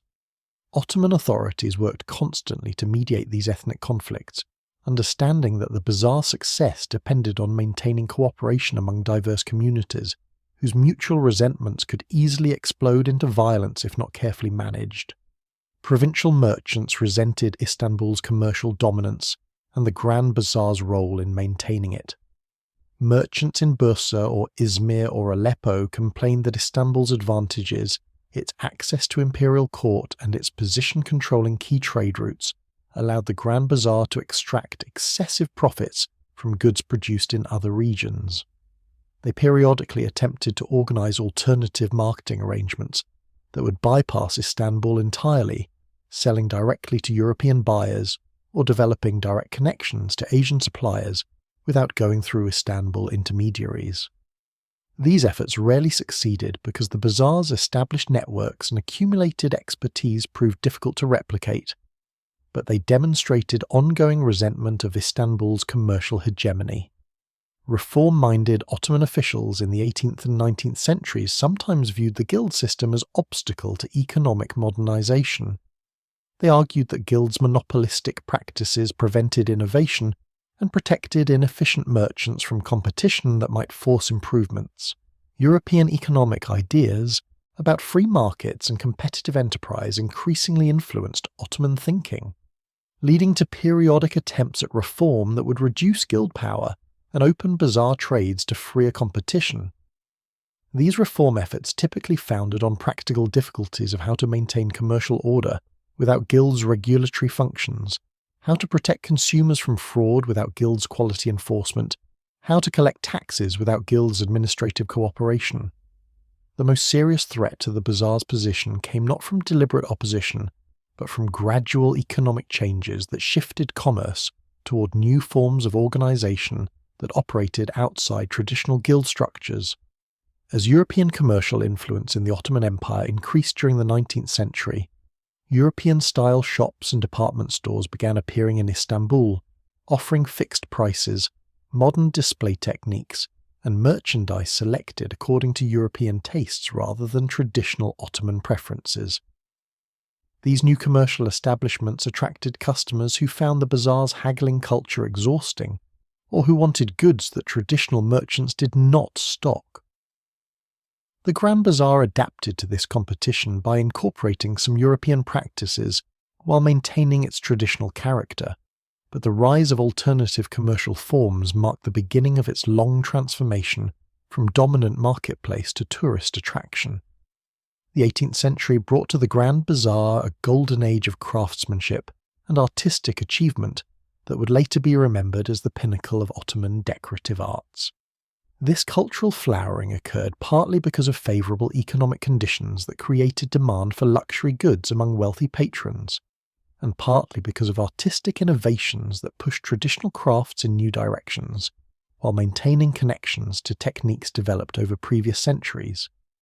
The result was a period when shops throughout the Bazaar displayed work of such extraordinary quality that European travellers filled their journals with awe-struck descriptions of beauty they had not imagined commerce could produce. The carpet weavers achieved new heights of technical sophistication during this period, creating pieces that combined traditional Ottoman designs with innovative colour combinations and weaving techniques that increased durability while enhancing visual impact. Master weavers in workshops connected to bazaar merchants developed new natural dyes that produced colours more vibrant and longer lasting than previous generations had achieved, experimenting with combinations of plants and minerals that yielded subtle shades impossible to obtain through simpler methods. These technical advances allowed creation of carpets with more complex patterns and finer details, transforming floor coverings into genuine works of art that wealthy collectors throughout Europe competed to acquire. Ceramic workshops experienced similar innovations, with craftsmen developing new glazing techniques that produced surfaces of unprecedented brilliance while improving resistance to cracking and wear. The famous Iznik tiles that decorated Ottoman mosques and palaces reached their artistic peak during this period. Their complex floral designs and geometric patterns executed with precision that required years of training and extraordinary skill. Bazaar merchants who specialized in ceramics maintained close relationships with the best workshops, commissioning pieces that pushed boundaries of what the medium could express, encouraging experimentation while ensuring that innovations built upon rather than rejected traditional forms. Metalworkers created objects that demonstrated extraordinary technical mastery combined with aesthetic sensibilities that balanced functionality with beauty. Copper workers hammered vessels so thin that light shone through them, yet sturdy enough for daily use, their surfaces decorated with engraved or embossed patterns that required steady hands and practiced eyes. Silver and gold smiths crafted jewellery that incorporated precious stones in settings that enhanced their natural beauty while displaying the metalworker's skill. Weapons makers produced swords and daggers that functioned perfectly as instruments of war while featuring decoration elaborate enough that wealthy patrons displayed them as art objects rather than practical tools. The calligraphers who worked in shops throughout the bazaar elevated writing into sublime art form, creating manuscripts where text became visual poetry, and Arabic letters transformed into architectural structures built from ink and vellum. Master calligraphers spent decades perfecting scripts that balanced legibility with aesthetic beauty, developing personal styles recognizable to educated viewers while maintaining connections to classical forms. They worked primarily on commission, creating customized manuscripts for wealthy patrons who understood that possessing a text written by a master calligrapher conveyed cultural sophistication and religious devotion simultaneously. This artistic flowering occurred within the bazaar's commercial environment, rather than being imposed from above by court patronage or religious authorities. Individual craftsmen competing for customers had strong incentives to develop skills that distinguished their work from competitors, while guild structures provided frameworks that allowed innovations to spread through systematic training that passed techniques from masters to apprentices. The result was a decentralized cultural renaissance, bottom-up artistic achievement driven by commercial competition rather than top-down planning by political or religious elites. European collectors and connoisseurs increasingly recognized the quality of Ottoman decorative arts during this period, creating growing markets for exports that brought substantial wealth to craftsmen and merchants. This European demand influenced Ottoman production in complex ways, with craftsmen adapting designs to suit European tastes while maintaining distinctly Ottoman aesthetic sensibilities. Some workshops specialized in export production, creating pieces specifically designed for European markets, while others focused on domestic Ottoman customers whose preferences remained rooted in traditional forms. This division of labour allowed simultaneous development of multiple artistic directions, experimental forms for export alongside classical designs for domestic use. The artistic achievements of this period rested upon sophisticated systems of training and quality control that guilds maintained. Apprentices typically spent 7 to 10 years learning their crafts, beginning with basic tasks and gradually advancing to more complex work as their skills developed. Masters evaluated apprentices' progress carefully, refusing to allow them independent practice until they demonstrated genuine mastery. This rigorous training ensured that even journeyman-level work maintained high standards, while the masterpieces that established craftsmen produced represented the culmination of decades of accumulated skill and artistic understanding. The physical spaces of the bazaar contributed to this cultural flowering by creating environments where craftsmen could observe and learn from each other. When carpet weavers and ceramic workers and metal workers operated in adjacent shops, they naturally noticed innovations their neighbours developed and adapted useful techniques to their own work. This cross-fertilization of ideas and methods occurred informally through daily interactions rather than formal instruction, creating artistic communities where excellence spread through emulation and friendly competition rather than imposed standards. Women played larger roles in this artistic production than historical records initially suggested. Textile work particularly involved extensive female labour, with women doing much of the actual weaving, while male family members handled marketing and customer relations.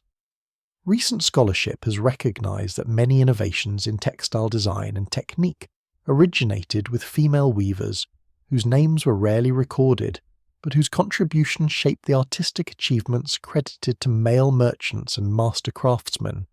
The most profound truth about the Grand Bazaar, the insight that ultimately explains its remarkable longevity and continuing vitality across 1,000 years of tumultuous history, is that it succeeded not by remaining static, but by constantly adapting while preserving essential continuities.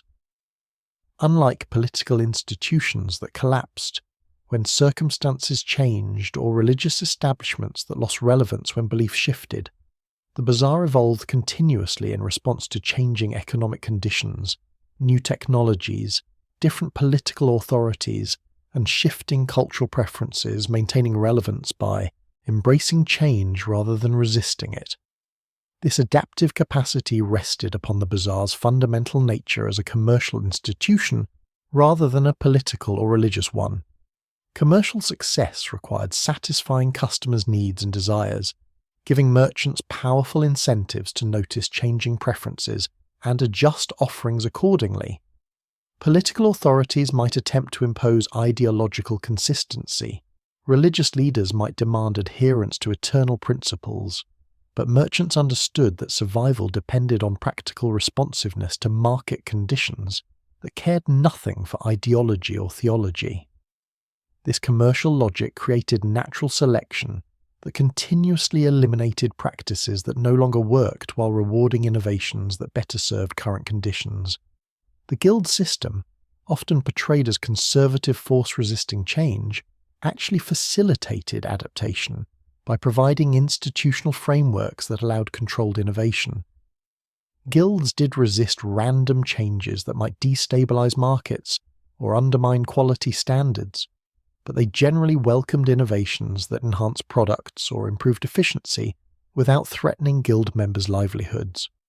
The apprenticeship system allowed gradual incorporation of new techniques, with masters evaluating innovations carefully before deciding whether to teach them to the next generation. This conservative approach to innovation prevented the chaos that completely unregulated change might create, while still allowing useful developments to spread through merchant communities. The ethnic and religious diversity that characterized the bazaar's merchant population proved crucial to its adaptability. When Ottoman society faced challenges that Turkish Muslim merchants found difficult to address, Armenian or Greek or Jewish merchants often possessed skills or connections that offered solutions. When European markets demanded products that traditional Ottoman craftsmen could not supply, merchants with European connections could import goods or recruit craftsmen with necessary expertise. This diversity created redundancy and flexibility that homogeneous merchant communities lacked, allowing the bazaar to respond to challenges through multiple pathways rather than depending on single approaches that might fail. The physical structure of the bazaar contributed to its adaptability by allowing continuous incremental modification without requiring wholesale reconstruction. Individual shops could be renovated or reconfigured without disrupting surrounding businesses, allowing the market to evolve gradually as changing trades required different spatial arrangements. When fires destroyed sections, reconstruction incorporated contemporary architectural ideas while maintaining basic layouts that preserved the bazaar's essential character. This ability to change without starting over meant that evolution could occur continuously rather than only during rare moments of catastrophic destruction followed by complete rebuilding. The bazaar's position at the intersection of multiple trade networks gave it access to information and resources that enhanced adaptability. Merchants who travelled constantly between distant markets noticed innovations and opportunities in one region that might profitably be introduced elsewhere. This information flow allowed the bazaar to incorporate useful developments from multiple sources, borrowing European techniques or Persian designs or Chinese technologies and adapting them to Istanbul's specific circumstances. The resulting synthesis created hybrid forms that proved more robust than purely local traditions because they combined strengths from multiple sources. Perhaps most importantly, the bazaar maintained relevance by continuously redefining its purpose to match changing economic and social conditions. In Byzantine times, it served primarily a secure warehouse and wholesale market. Under early Ottoman rule, it became a retail destination for luxury goods serving elite customers. As Istanbul's population grew and commercial life expanded during the 16th and 17th centuries, it evolved into general marketplace serving broader population. When 19th century modernization introduced European-style shopping, it adapted by emphasizing traditional crafts and oriental atmosphere that European-style stores could not replicate. In the 20th century, it transformed again, becoming simultaneously functioning market for local customers and tourist attraction for visitors seeking authentic Ottoman commercial experience. This continuous redefinition required that merchants and guild officials constantly reinterpret what the bazaar meant and what purposes it served. Rather than clinging to fixed identities that might become obsolete, they treated the market as a living institution whose specific forms could change while preserving deeper continuities of human exchange and commercial interaction. This philosophical flexibility, this willingness to ask what the bazaar could become rather than insisting it remain what it had been, proved more valuable than any particular physical structure or specific set of commercial practices. The revelation transforms how we understand not merely the Grand Bazaar but institutions generally. The ones that survive across centuries do not succeed by preserving unchanging forms, but by continuously adapting while maintaining essential purposes. They embed themselves so deeply in the fabric of daily life that people cannot imagine functioning without them, yet they remain flexible enough to evolve as conditions change. They balance tradition with innovation, stability with adaptation, continuity with transformation, threading a path between rigid conservatism that becomes obsolete and reckless change that destroys accumulated wisdom. Standing in the Grand Bazaar today, surrounded by tourists and merchants and the accumulated weight of 1,000 years of commercial history, one cannot help but contemplate what this extraordinary place reveals about human nature and our endless need to exchange not merely goods, but meanings, identities, and connections with others. The bazaar stands as monument to a fundamental truth about our species, that we are trading animals as much as we are rational or spiritual ones, that much of what makes us human expresses itself through the act of commerce, through buying and selling and negotiating and compromising in ways that create bonds between strangers who might otherwise have no reason to trust each other. The merchants who operate in the bazaar today, descendants of families who have occupied the same shops for generations, understand something that economists often miss in their abstract models. Commerce is not merely rational calculation of costs and benefits, but social relationship built on repeated interactions that create obligations and expectations, extending far beyond any single transaction. When a rug merchant spends an hour serving tea and telling stories to potential customers who may or may not ultimately buy anything, he invests in relationships that transcend immediate profit, building reputation and goodwill that will yield returns over years or decades rather than minutes. This patient cultivation of human connection stands in sharp contrast to modern retail's impersonal efficiency, reminding us that speed and convenience are not the only values that matter in economic life. The bazaar also demonstrates how diversity can be a source of strength rather than weakness, how bringing together people with different backgrounds and perspectives creates possibilities that homogeneous communities cannot match. The fact that Armenian and Greek and Jewish and Turkish merchants cooperated successfully for centuries despite speaking different languages, practicing different religions and maintaining distinct cultural identities, shows that commercial self-interest can overcome divisions that political and religious institutions often intensify. When everyone benefits from cooperation, differences that might otherwise cause conflict instead become advantages, each group bringing unique skills and connections that enhance collective prosperity. Yet we should not romanticize the bazaar or imagine it as some kind of multicultural paradise where everyone lived in harmony. Tensions between different ethnic and religious communities persisted throughout its history, occasionally erupting into violence that disrupted commercial life.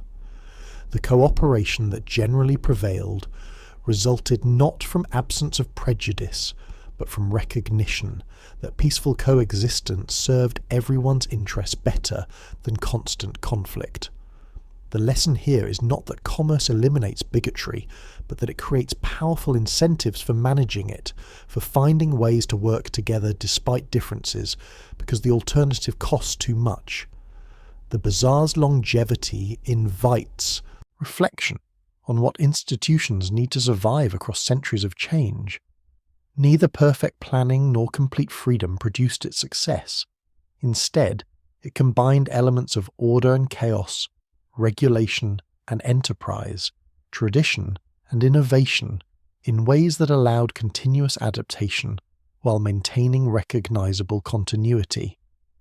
The guild system provided frameworks that channeled competition into relatively constructive directions without eliminating it entirely, maintained quality standards without stifling creativity, preserved useful traditions without preventing innovations that circumstances required.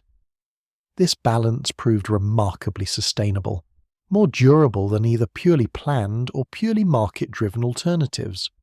Walking through the bazaar's labyrinthine corridors today, one senses the weight of all those accumulated generations, all those millions of transactions, all those countless moments when merchants and customers came together to exchange goods and gossip and human connection. The specific items traded have changed across centuries.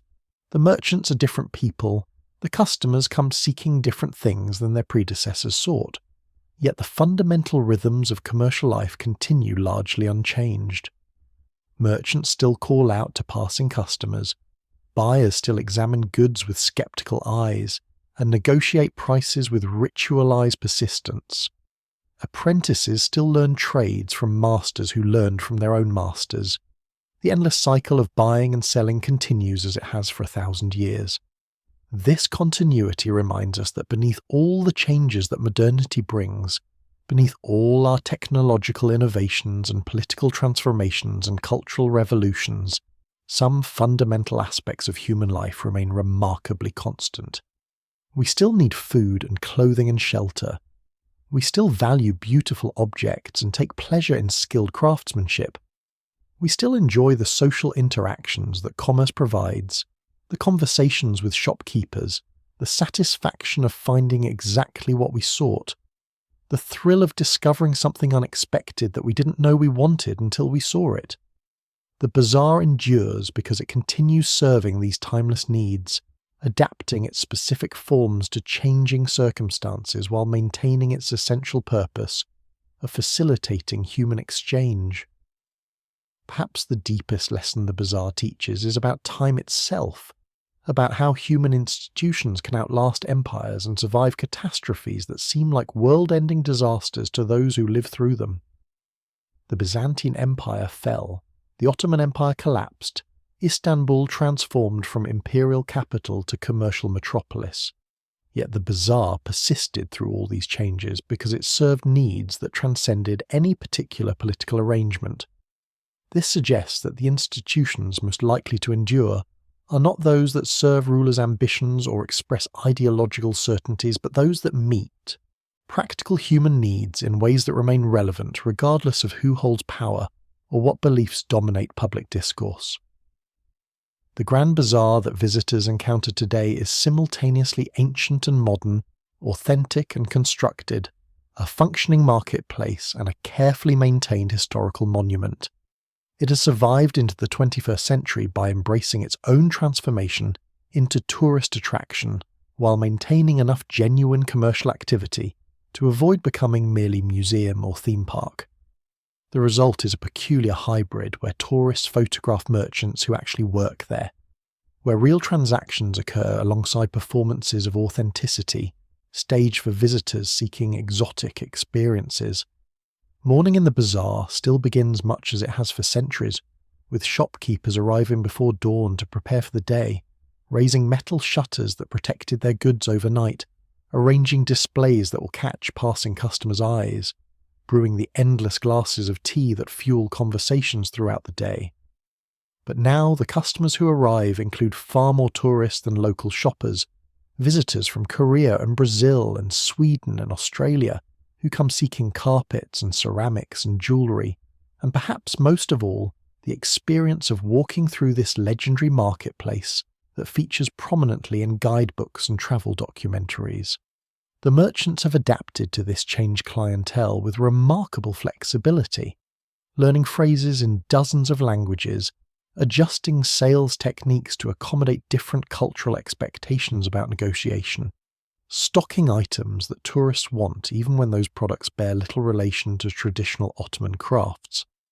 A shop that once sold hand-woven silk textiles might now offer mass-produced souvenirs, alongside a few genuinely traditional items displayed prominently but priced beyond most tourists' budgets.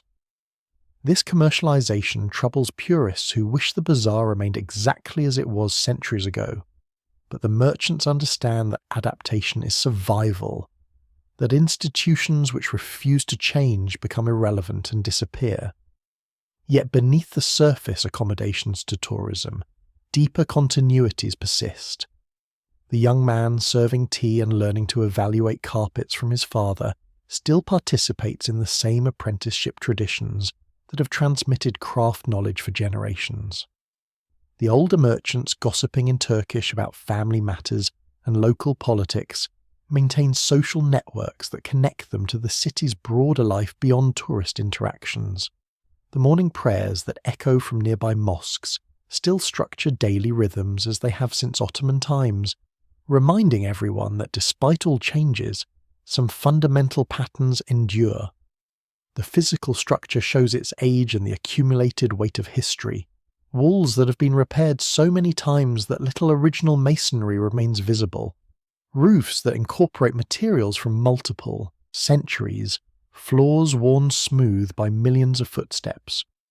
Archaeological investigations and restoration work continue revealing new discoveries about the building's evolution, each excavation uncovering another layer of the palimpsest that tells the story of Istanbul's commercial life across a millennium.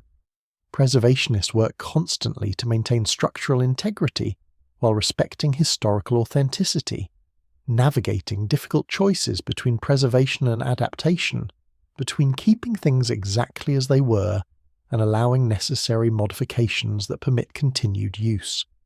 The Turkish government recognizes the bazaar as national treasure requiring protection and preservation but also as functioning commercial district that must serve contemporary needs. This dual identity creates ongoing tensions about appropriate uses, about whether introducing modern amenities like air conditioning and improved lighting destroys historical authenticity or simply makes the space more pleasant for merchants and customers. These debates about preservation versus modernization mirror similar discussions occurring at historical sites throughout the world, each struggling to balance respect for the past with practical requirements of present. For Istanbul residents, the Bazaar occupies a complex place in collective memory and urban identity. Older generations remember when it functioned as genuine marketplace serving daily needs, rather than primarily as tourist attraction, when prices reflected local purchasing power rather than what foreign visitors would pay, when most customers were neighbours rather than strangers from distant continents. Younger Istanbulites often view it with some ambivalence, proud of its historical significance, but aware that it no longer functions as living part of the city's commercial life in ways it once did. For them, it represents simultaneously a connection to Istanbul's Ottoman past and a barrier to the modernization they associate with European cities. Yet despite all ambivalences and contradictions, the Grand Bazaar remains powerfully evocative, a place where history feels tangible in ways that museums rarely achieve. Walking its corridors, one senses the presence of all those previous generations, all those merchants and customers and craftsmen who occupied these same spaces and conducted their business according to rhythms remarkably similar to those still observable today. The specific goods change and the faces are different, and the languages spoken have shifted in their proportions, but the fundamental human activity of exchange continues, connecting us across centuries to people whose lives were simultaneously vastly different from and remarkably similar to our own. As night falls and merchants prepare to close their shops, the bazaar empties of tourists and returns briefly to being primarily local space, a neighbourhood where people who work there gather to share meals and conversation before heading home. In these quiet evening moments, one can almost imagine seeing the ghosts of previous generations going about their own evening routines, the Byzantine silk merchants and Ottoman coppersmiths and Armenian goldsmiths all continuing their eternal commerce in realms beyond our perception, yet somehow still present in this place that holds so many memories in its ancient stones. The lights go out one by one as merchants complete their closing routines, the great doors close and guards take their positions. The bazaar settles into silence broken only by the distant sounds of the city beyond its walls, and tomorrow morning it will begin again, as it has begun again every morning for 1,000 years, the eternal cycle of commerce and human connection continuing into whatever future awaits.